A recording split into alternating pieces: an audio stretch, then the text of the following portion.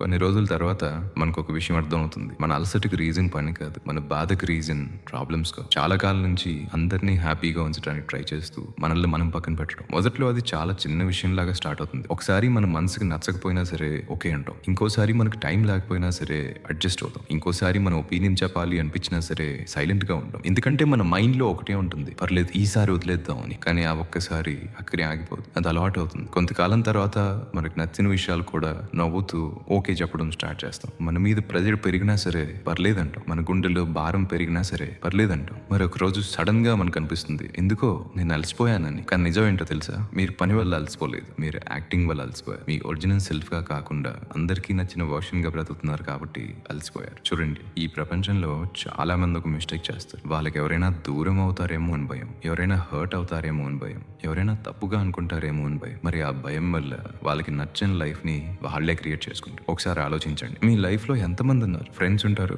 Family ఉంటుంది, relatives ఉంటారు, colleagues ఉంటారు. అందరికీ మీరు మంచి వాళ్ళుగా కనిపించాలి అని ట్రై చేస్తే మీకోసం ఎప్పుడు బ్రతుకుతారు? చాలా మంది ఈ క్వశ్చన్ ని అవాయిడ్ చేస్తారు, ఎందుకంటే ఆన్సర్ వినడం కష్టం. నిజం చెప్పాలంటే కొన్నిసార్లు మనం బాధకి రీజన్ వేరే వాళ్ళు కాదు, మనం బౌండరీస్ లేకపోవడం. ఈ మాట కొంచెం స్ట్రాంగ్ అనిపించవచ్చు, కానీ ఆలోచించండి. ఒక మనిషి ఎప్పుడు అవైలబుల్ గా ఉంటే, ఎప్పుడు ఎస్ చెప్తే, ఎప్పుడు అడ్జస్ట్ అయితే కొంతకాలం తర్వాత అందరూ అదే ఎక్స్పెక్ట్ చేస్తారు. అది వాళ్ళ తప్పు కాదు, అది మనం క్రియేట్ చేసిన ప్యాటర్న్.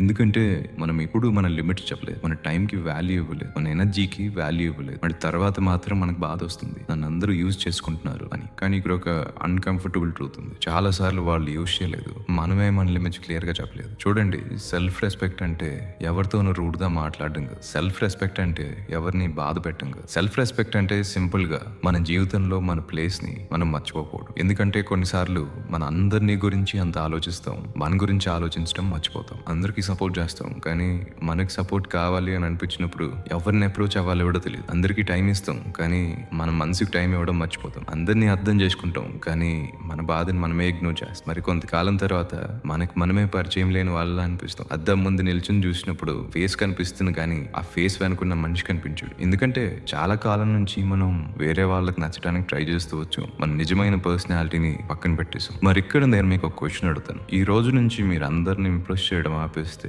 ఏమవుతుంది? కొంతమంది దూరం అవ్వచ్చు, కొంతమంది చేంజ్ అవ్వచ్చు, కొంతమందికి మీ మీద కోపం కూడా రావచ్చు, కానీ ఒక మనిషి మాత్రం మీ దగ్గర మళ్ళీ కనిపిస్తాడు, అదే మీరు. చాలా రోజుల నుంచి మీరు కలవని మీరు. ఎందుకంటే ఈ ప్రపంచంలో అతిపెద్ద ఫ్రీడమ్ ఏంటో తెలుసా? అందరూ మీకు అప్రూవల్ ఇవ్వకపోయినా సరే మీరు మీ మీద నమ్మకంతో ఉండగలగడం. అందరూ అర్థం చేసుకోకపోయినా సరే మీరు మీ డెసిషన్స్ తో ప్రశాంతంగా ఉండగలగడం. అదే స్ట్రెంగ్త్, అదే మెచ్యూరిటీ, అదే గ్రోత్. మరి ఇక్కడ చాలా మంది ఒక డౌట్ అడుగుతారు, నేను నా గురించి ఆలోచించడం స్టార్ట్ చేస్తే సెల్ఫిష్ అయిపోతానా అని. లేదు, చాలా పెద్ద తేడా ఉంది సెల్ఫిష్ గా ఉండడానికి, సెల్ఫ్ రెస్పెక్ట్ తో ఉండడానికి. సెల్ఫిష్ మనిషి వేరే వాళ్ళని పట్టించుకోడు, సెల్ఫ్ రెస్పెక్ట్ ఉన్న మనిషి మాత్రం తనను కూడా పట్టించుకుంటాడు. అదే డిఫరెన్స్. అదే చాలా మంది మిస్ అవుతున్నారు. మరి నిజంగా చెప్పాలంటే మీ జీవితం మారడానికి కొన్నిసార్లు పెద్ద పెద్ద డెసిషన్స్ అవసరం ఉండవు. ఒక చిన్న మాట చాలు. అవసరం ఉన్న చోట నో అని చెప్పడం, నచ్చని చోట సైలెంట్ గా ఉండకపోవడం, మీ మనసుకి భారంగా ఉన్న విషయాన్ని ఆనెస్ట్ గా చెప్పడం. ఈ చిన్న మార్పులే కొంతకాలం తర్వాత మీ లైఫ్ మొత్తం మార్చేస్తాయి. ఎందుకంటే ఆ రోజు నుంచి మీరు అందరికీ నచ్చడానికి కాదు, మీ నిజమైన జీవితం బ్రతకడానికి స్టార్ట్ చేస్తారు.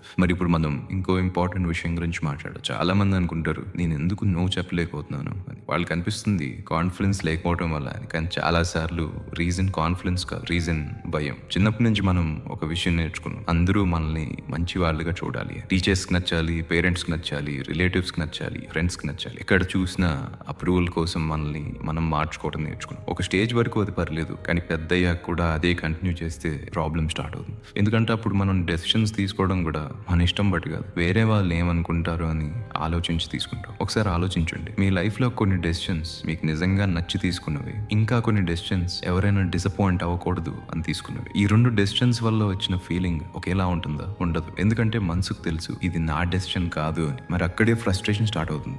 బయట చూస్తే అన్ని నార్మల్ గానే ఉంటాయి, కానీ లోపల మాత్రం ఒక వాయిస్ ఉంటుంది, నువ్వు నిజంగా కోరుకున్నది ఇది కాదని. ఆ వాయిస్ ని మనం ఇగ్నోర్ చేస్తాం, బిజీగా ఉంటాం, ఎంటర్టైన్మెంట్ తో డిస్ట్రాక్ట్ అవుతాం, కానీ ఆ వాయిస్ పోలేదు, అది అక్కడే ఉంటుంది. కొన్ని రోజుల తర్వాత అలసటగా కనిపిస్తుంది, ఇంకో కొన్ని రోజుల తర్వాత ఇరిటేషన్ గా కనిపిస్తుంది, తర్వాత లైఫ్ మీద ఇంట్రెస్ట్ తగ్గినట్టు అనిపిస్తుంది. మరి మనం ఏమనుకుంటాం, నాకు మోటివేషన్ లేదని. కానీ నిజంగా చూస్తే ప్రాబ్లం మోటివేషన్ కాదు, చాలా కాలం నుంచి మన మనసు చెప్పేది వినకపోవడం. చూడండి, ఈ ప్రపంచంలో అందరూ మిమ్మల్ని అర్థం చేసుకోరు, ఇది కొంచెం కష్టమైన నిజం. మీరెంత ఎక్స్ప్లెయిన్ చేసినా, ఎంత మంచి ఇంటెన్షన్తో ఉన్నారు, కొంతమంది మిమ్మల్ని తప్పుగా అర్థం చేసుకుంటారు. మరి చాలా మంది అక్కడే ట్రాప్ లో పడిపోతారు. వాళ్ళకి అనిపిస్తుంది అందరికీ తన సైడ్ ఎక్స్ప్లెయిన్ చేయాలి అని, అందరూ తన గురించి మంచి ఒపీనియన్ పెట్టుకోవాలి అని. కానీ ఒక స్టేజ్ తర్వాత అర్థమవుతుంది మనం మన జీవితం మొత్తం ఎక్స్ప్లెనేషన్ ఇస్తూనే గడిపేస్తామని. ఎందుకంటే అందరినీ సాటిస్ఫై చేయడం ఇంపాసిబుల్. ఒక మనిషి మీ ఆనెస్టీని అప్రిషియేట్ చేస్తాడు, ఇంకో మనిషి అదే ఆనెస్టీని యాటిట్యూడ్ అని అనుకుంటాడు. ఒక మనిషి మీ సైలెన్స్ ని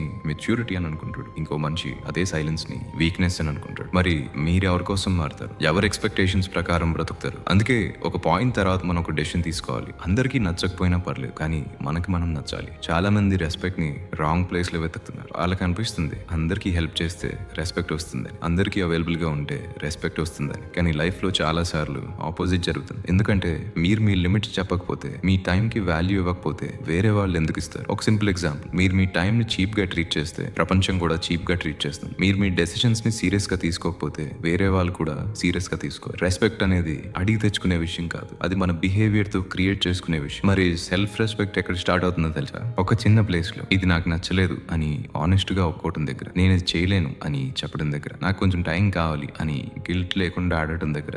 కానీ ఇక్కడ ఇంకో ప్రాబ్లం ఉంటుంది. చాలా మంది నో చెప్పడం అంటే రిలేషన్షిప్ పోతుంది అని భయపడతారు. మరి నేను మీకు ఒక క్వశ్చన్ అడుగుతాను, ఒక రిలేషన్షిప్ మీరు ఎప్పుడూ ఎస్ చెప్తున్నారు కాబట్టి మాత్రమే నిలబడితే అది నిజంగా రిలేషన్షిప్? ఒక ఫ్రెండ్షిప్ మీరు మీ ఫీలింగ్స్ ని హైడ్ చేస్తున్నారు కాబట్టి మాత్రమే కంటిన్యూ అవుతుంటే అది నిజంగా ఫ్రెండ్షిప్? ఎందుకంటే నిజమైన కనెక్షన్ అంటే రెండు వైపులా ఫ్రీడమ్ ఉండాలి. మీరు నిజంగా ఉండగలగాలి, మీ ఒపీనియన్ చెప్పగలగాలి, మీ లిమిట్స్ చెప్పగలగాలి. అది యాక్సెప్ట్ చేయలేకపోతే ప్రాబ్లం మీ ఆనెస్టీలో కాదు, ఆ కనెక్షన్ స్ట్రెంగ్త్ లో ఉంది. మరి సెల్ఫ్ రెస్పెక్ట్ ఎక్కడ స్టార్ట్ అవుతుందో తెలుసా? ఒక చిన్న ప్లేస్ లో ఇది నాకు నచ్చలేదు అని ఆనెస్ట్ గా ఒప్పుకోవటం దగ్గర, నేను ఇది చేయలేను అని చెప్పడం దగ్గర, నాకు కొంచెం టైం కావాలి అని గిల్ట్ లేకుండా ఆడటం దగ్గర.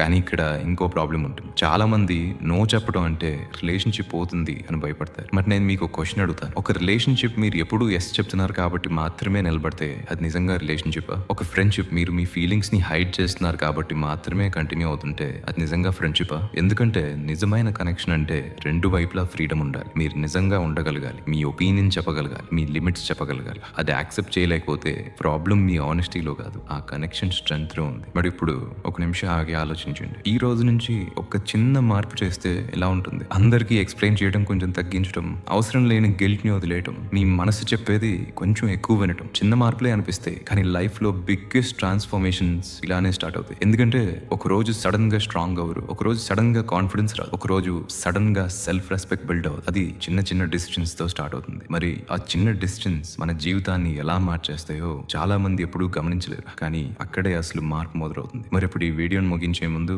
మీకు ఒక చివరి విషయం చెప్పాలి. బహుశా ఈ వీడియో మొత్తంలో మీరు ఒక ప్యాటర్న్ గమనించుంటారు. మన ప్రాబ్లమ్స్ అన్ని బయట నుంచి స్టార్ట్ అవ్వలేదు, చాలా సార్లు అవి లోపల స్టార్ట్ అయ్యాయి. అందరికీ నచ్చాలి అనే కోరిక, ఎవరు బాధపడకూడదు అనే ఆలోచన, ఎవరు దూరం అవ్వకూడదు అనే భయం, ఇవన్నీ చూడడానికి మంచి క్వాలిటీస్ లాగా కనిపిస్తాయి. కానీ కంట్రోల్ లేకుండా పెరిగితే అవే మన జీవితాన్ని సైలెంట్ గా వీకెండ్ చేస్తాయి. ఎందుకంటే ఒక స్టేజ్ తర్వాత మనం మన డెసిషన్స్ కోసం కాదు, వేరే వాళ్ళ రియాక్షన్స్ కోసం బ్రతకడం స్టార్ట్ చేస్తాం. మరి అక్కడి నుంచి కాన్ఫిడెన్స్ తగ్గుతుంది, సెల్ఫ్ రెస్పెక్ట్ తగ్గుతుంది, ఆనందం తగ్గుతుంది. కానీ నేను మీకు ఈ రోజు గుర్తు చేయాలి అనుకున్న నిజం ఒక్కటే, మీరందరినీ సేవ్ చేయడానికి పుట్టలేదు, మీరందరినీ ఇంప్రెస్ చేయడానికి పుట్టలేదు, మీరందరికీ నచ్చడానికి పుట్టలేదు. మీ జీవితానికి ఒక విలువ ఉంది, మీ సమయానికి ఒక విలువ ఉంది, మీ మనసుకు ఒక విలువ ఉంది, మీ మనసుకు ఒక విలువ ఉంది. ఆ విలువని ముందు మీరు గుర్తించాలి. ఎందుకంటే ప్రపంచంలో ఎవరైనా మిమ్మల్ని రెస్పెక్ట్ చేయడం ముందు మీరు మీ బౌండరీస్ ని రెస్పెక్ట్ చేయాలి. ఎవరైనా మీ మాట వినటం ముందు మీరు మీ మనసు చెప్పేది వినటం నేర్చుకోవాలి. మరి ఒక చిన్న ఛాలెంజ్ ఇస్తాను. ఈ వీడియో అయ్యాక మీ లైఫ్ లో ఎక్కడెక్కడ మీరు గిల్ట్ వల్ల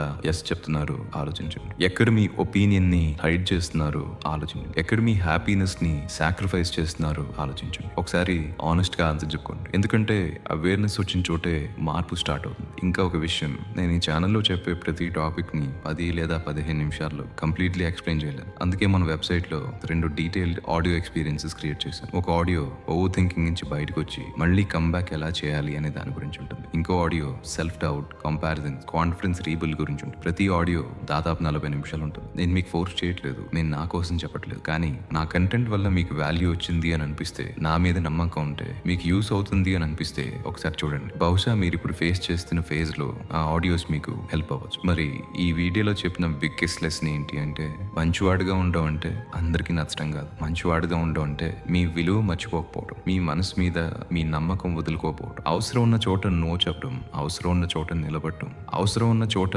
మీకోసం మీరు మాట్లాడటం, అదే నిజమైన బలం, అదే నిజమైన మెచ్యూరిటీ. ఈ వీడియో మీకు కొంచెమైనా కనెక్ట్ అయితే మీ లైఫ్లో ఇలాంటి స్ట్రగుల్ ఫేస్ చేస్తున్న ఒక ఫ్రెండ్కి షేర్ చేయండి. ఎందుకంటే కొన్నిసార్లు ఒక వీడియో కంటే ఒక రియలైజేషన్ ఎక్కువ హెల్ప్ చేస్తుంది. ఇంకా ఇలాంటి రియాలిటీ బేస్డ్ వీడియోస్ మిస్ అవ్వకూడదంటే ఛానల్ని సబ్స్క్రైబ్ చేయండి. మన జర్నీ ఇప్పుడే స్టార్ట్ అయింది.